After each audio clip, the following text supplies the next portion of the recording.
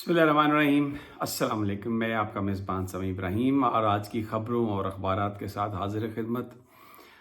मियाँ नवाज शरीफ लंदन पहुंच गए हैं। मैं आपको उनकी रोयदाद बताऊंगा कि जैसे ही वो पहुंचे उनके हमायती भी थे, लेकिन उनको चोर चोर कहने वालों की तादाद बहुत ज़्यादा थी और एक ख़ासी एम्बैरेसिंग सिचुएशन थी। वहाँ पे पुलिस भी थी। बड़ी मुश्किल से मियाँ नवाज शरीफ को उनके अपार्टमेंट्स जो हैं एवंस फील्ड, जिनकी अभी तक उन्होंने रसीदें नहीं दी, और वो कहते कोई बंदा नहीं बताता कि ये पैसे कहाँ से आए और किसकी ये मलकियत है, लेकिन शरीफ खानदान उसमें रह रहा है और इतनी ढिठाई से रह रहा है। बहरहाल वो उन नारे लगाते हुए लोगों को जो उन्हें चोर चोर कह रहे थे उनके सामने वो एवंस फील्ड अपार्टमेंट में चले गए। मैं उसकी तफसील आपको वीलॉग के अगले हिस्से में बताऊंगा, लेकिन अभी जो यहाँ पर पाकिस्तान में ये जो कुछ पिछले 2 दिनों में हुआ है, जो जस्टिस याहिया अफरीदी साहब ने फुल कोर्ट बनाया, उस बुलाई उसकी मीटिंग, फिर मुनीब साहब को इन किया प्रैक्टिस एंड प्रोसीजर कमेटी में, 8 तारीख को सुप्रीम जुडिशल काउंसिल का इजलास बुलाया, 7 तारीख को इंसदाद दहशत गर्दी की जो अदालतों के जज हैं उनको रिकॉर्ड समेत तलब किया कि ये क्या है, सब वो उसको देखना है। और फिर ऐवान सदर में वो बहुत मुख्तसर अरसे के लिए ठहरे। अमूमी तौर पर चीफ जस्टिस ठहरते हैं क्योंकि वहाँ पर सर्विसेज चीफ भी होते हैं, आर्मी चीफ भी थे, एयरफोर्स चीफ भी थे, नेवी के सरबराह भी थे, वज़ीर आज़म भी थे, वज़राए आला भी थे, तो एक पीआर का मौका होता है। लेकिन ये बात मैं आपको बता रहा हूँ कि याहिया अफरीदी साहब वहाँ पर चंद मिनट रुके और फिर वहाँ से वो सीधे अपने चेंबर आए और जो उन्होंने किया वो सबके सामने है। अब इसने एक खलबली मचा दी और ये बातें शुरू हो गई कि कोई ये क्या हुआ है। इससे पहले बुशरा बीबी साहबा की जो रिहाई है और फिर उसके बाद ये जो सारा मामला है, ये शायद कोई डील हो गई है या कोई ढील मिल गई है। अब इसमें एक तो वो उन्हें बड़ा ये अच्छा लग रहा था नून लीग को कि हम पीटीआई पर ये इल्ज़ाम लगा रहे हैं कि जनाब ये डील के ज़रिए बाहर आए हैं, ये मुज़ाकरात के ज़रिए बाहर आए हैं, ये मुज़ाकरात की भीख मांग रहे थे। लेकिन उनकी जो सफ़े हैं उनमें खलबली मच गई। मैं कल से कह रहा हूँ कि बहुत सारी पतलूनें गीली हो गई, तो उनके जो पॉलिसी साज हैं उनको कहीं ये ख्याल आया कि ओ भाई ये तो कबूतर उड़ जाएंगे सारे, जैसे बड़ा कबूतर लंदन चला गया उड़ के। तो अगर ये पता चले कि पीटीआई के साथ कोई डील हो गई है, पीटीआई को कोई ढील मिल रही है और इमरान खान भी अब बाहर आ जाएंगे, तो ये जो हमारे साथी हैं ये तो हमें छोड़ के चले जाएंगे, ये तो मामला सारा चौपट हो गया। तो आज के अखबारात में हमें एक तो अंसार अब्बासी साहब आज नजर आ रहे हैं, यानी वो आज ये फरमा रहे हैं कि ये डील नहीं हुई, ये और बिल्कुल मेरिट पे रिहा हुई हैं और हुक्काम ने ये फैसला कर लिया कि अब जो बुशरा बीबी साहब है उनको किसी और केस में नहीं पकड़ना। अच्छा जी, अब फिर ये बता दें कि ये कौन से हुक्काम की बात कर रहे हैं वो मरियम नवाज तो ये फैसला कर नहीं सकती, शहबाज शरीफ और नवाज शरीफ भी ये फैसला नहीं कर सकते, तो जनाब आपके जो मोहतरम आसफ जरदारी साहब वो तो बिल्कुल ही ये फैसला नहीं कर सकते। तो ज़रा बता दें कि कौन से हुक्काम ने ये फैसला किया। अब यही वो बात है कि अगर उन हुक्काम ने फैसला कर लिया है कि अब नाजायज़ मुकदमात नहीं किसी पे बनाने और मामले को जो है वो बिल्कुल अक्रॉस द बोर्ड, यानी आपने न्यूट्रल होके सारा काम करना है, तो फिर तो पतलूनें से ही गीली हो रही हैं।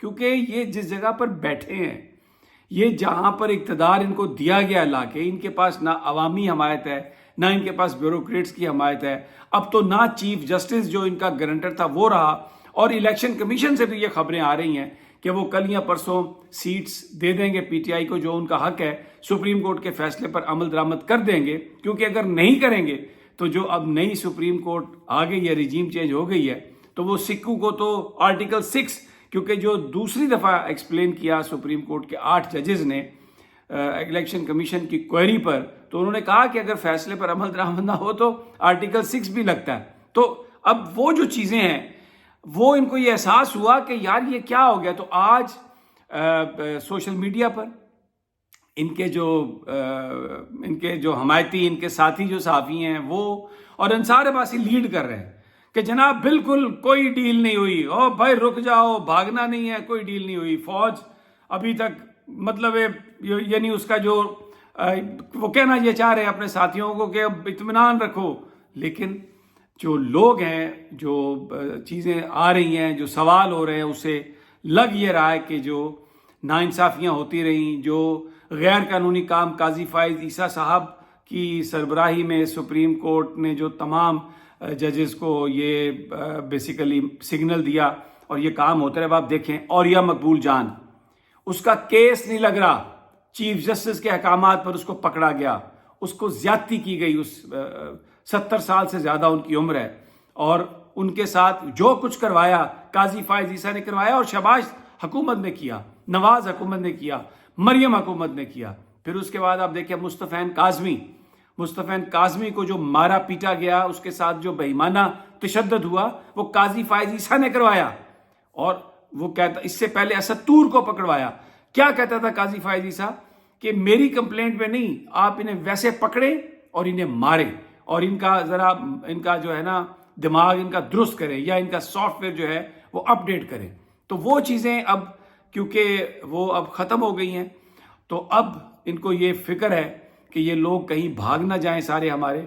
تو اب یہ جناب اپنے ٹویٹر پر میٹنگیں کر رہے ہیں، پروگرام کر رہے ہیں سوشل میڈیا پر کہ جناب ہم آپ کو بتا رہے ہیں عمران خان ابھی اندر ہی رہے گا، عمران خان ابھی باہر نہیں آ سکتا اور کوئی ڈیل نہیں ہے، تاکہ اطمینان رہے اور لوگ نہ بھاگیں. تو آج جو پاکستان کا میڈیا، کیونکہ بڑا میڈیا یہ کنٹرول کرتے ہیں، نون لیگی کنٹرول کرتے ہیں، اور رانا ثناء اللہ جو ہیں انہوں نے بھی یہ بڑے بہت، لیکن انہوں نے عدلیہ کو، میں نے کل آپ کو بتایا تھا، انہوں نے دھمکی دی ہے.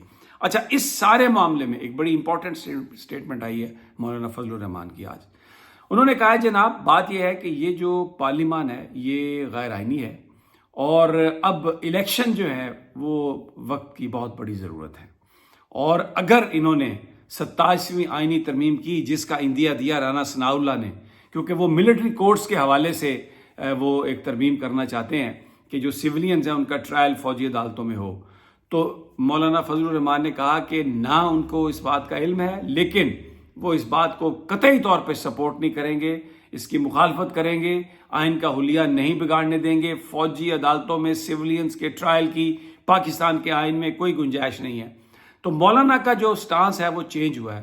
کچھ دن پہلے انہوں نے یہ کہا تھا کہ بھائی بھلے 47 والی حکومت ہے، بھلے 45 فارم ہے، انہی سے ابھی گزارا کرنا پڑے گا، اسی کو چلانا پڑے گا. یعنی وہ سسٹم کو چلانے کی بات کر رہے تھے، لیکن اب انہوں نے یہ کہا ہے کہ نہیں، یہ پارلیمان غیر آئینی ہے، یہ نہیں چلے گی. اور انہوں نے کہا کہ اگرچہ میں نے ترمیم کے حق میں ووٹ دیا ہے، لیکن I am not part of the government, I am part of the opposition, اور ہم اپوزیشن کے ساتھ مل کر جو سارے معاملات ہیں ان کو حل کرتے رہیں گے. تو یہ آج کا جو بڑا جو میڈیا ہے. اس کے علاوہ بین الاقوامی خبریں ہیں.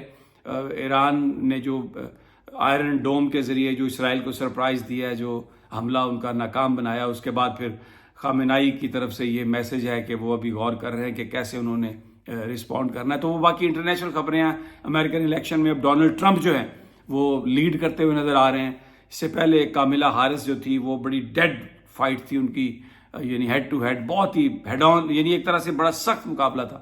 لیکن اب سروس یہ بتا رہے ہیں کہ تھوڑا سا ایج جو ہے وہ مل گیا ڈونلڈ ٹرمپ کو. تو جناب اجازت، اگلی ویڈیو تک انشاءاللہ جلد ملاقات ہوگی. اللہ نے کے بعد.